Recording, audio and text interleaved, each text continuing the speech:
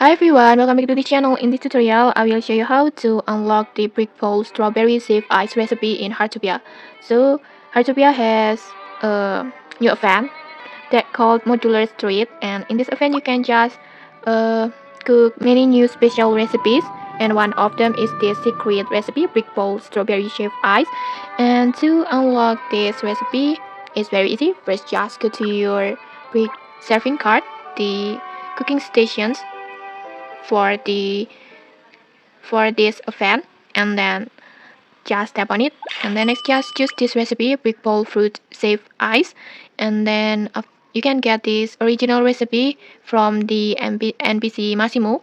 And then next just complete all the ingredients you need: condensed milks, brick ice that you can get this to from the NPC Massimo too. And then after that, just replace the blueberry with the strawberry fruit like this. Just replace all the fruit ingredients. Then next just tap on start cooking, and then just cook the ice like this. And just like that, you'll automatically unlock this brick bowl strawberry shaved ice recipe.